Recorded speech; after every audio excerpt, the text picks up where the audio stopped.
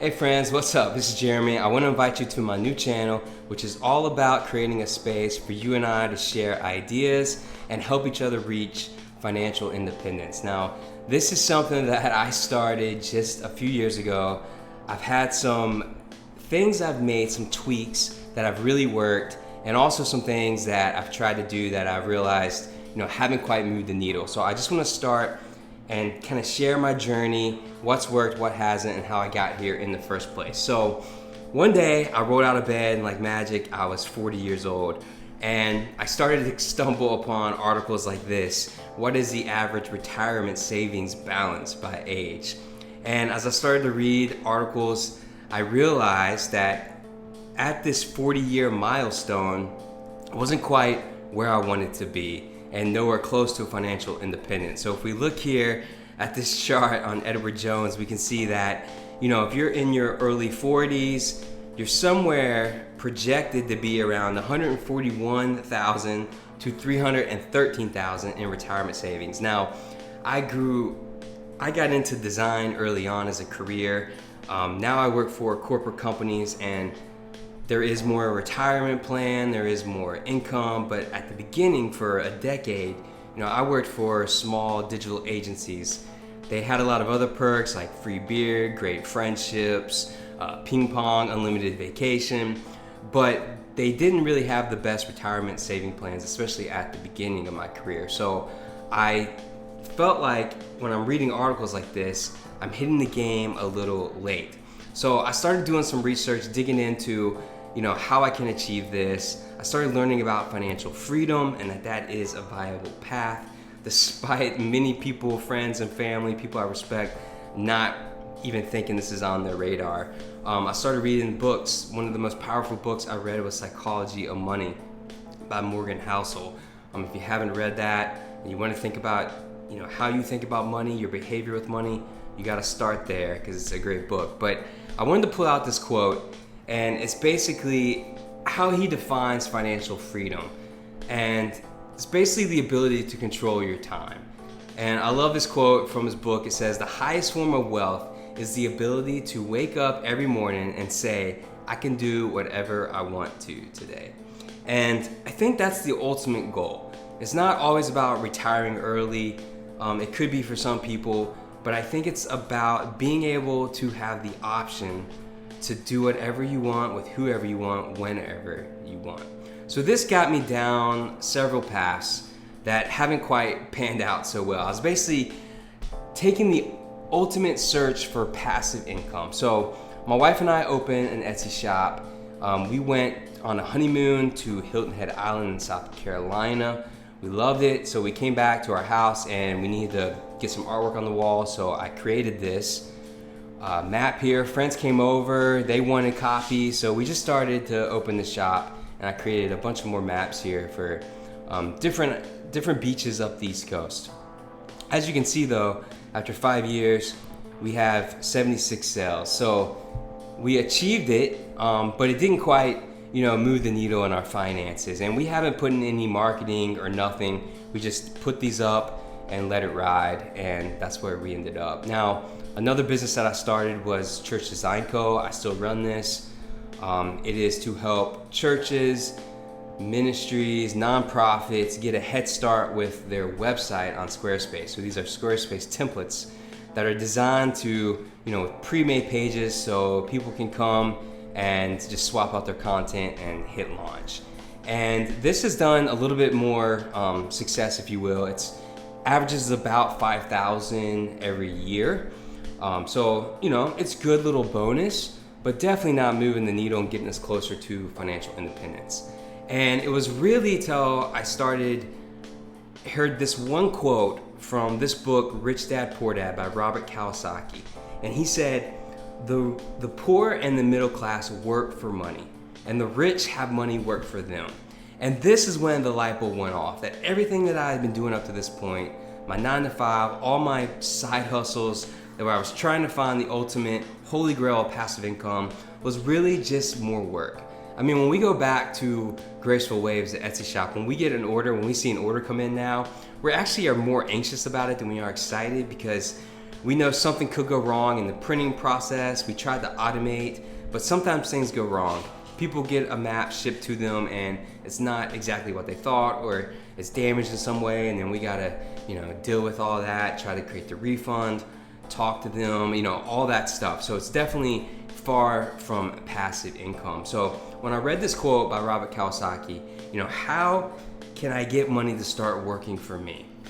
How can money start working so when I'm doing a video, when I'm sleeping, when I'm working my 9 to 5, it's out there actually making money, like a little business with people doing stuff and making money? How can I figure this out? So I went deeper into this research, and I really came into articles like this that are talking about how investing, specifically dividend investing, can be the ultimate passive income stream. And I want you to look at this right here. This quote is on the Van Eck website. It says, dividend investing is often considered the ultimate passive income model. You buy shares of profitable companies, and in return, they regularly deposit a portion of their profits into your account. This builds a reliable, hands-off income stream that compounds over time. All right, so this seemed pretty interesting to me. And I have to fully admit, okay, I actually got into investing before I knew about this, before I had connected this dots to dividend investing. And I opened an account at Fidelity. I had no clue what I was doing. I had hardly any money to put into it. I scraped together some stuff and started buying some stocks.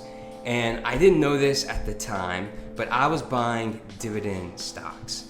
And these are companies like Realty Income, it's a real estate investment trust, and they have retail big box stores all across the globe, especially in the US. And they have a high yield of 4% or higher. And then I was just buying companies that I was familiar with, like Coca-Cola, Home Depot here. And I learned though that they offer 1% to 4%, and this is considered a moderate yield. And how I discovered this is I was looking at my account one day, my Fidelity account, and I started seeing these little deposits back from these companies. And I was like, well, that's interesting. What is that? And when I dug in, that's when I realized that it was dividend income, that they were paying back to me as a shareholder, and I could do whatever I wanted to with it. So as I started to dig in more, I learned that there are these different types of dividend stocks that you can buy. And naturally, most people, like myself, started with these high yielders where I thought, it was all about just getting, more income that they would give me back. But then I realized that the lower you go, there's another piece of the equation that kicks in. That's called dividend growth. So when you invest in more low yield companies, more your tech companies, like Apple here, that's less than 1% of a dividend yield, which isn't a lot, they actually raise their dividend. They're called dividend growers. They raise their dividend a little bit every single year. So you are getting a salary. Every quarter they're paying you a little piece of that dividend back to you. It's profit that they're sending back to you, and it's cash. You can do whatever you want to with it. They're sending that back to you, and then every year they're actually raising that dividend. 10%, 12%, 15%. And if you have a little bit of a longer runway, you can really start to compound your wealth. And when you look back at this definition, at the end here it says, the process builds reliable, hands-off income stream that compounds over time. And this is how it compounds. You get a little bit of your investment, you buy some stocks. They give you a dividend. You take that dividend, and one day you hope that you can live off of that. So one day that dividend will fund your freedom because it'll pay for all your expenses. And it will go back to living out that quote where you can wake up one day with all your expenses being paid from this passive income and do whatever you want.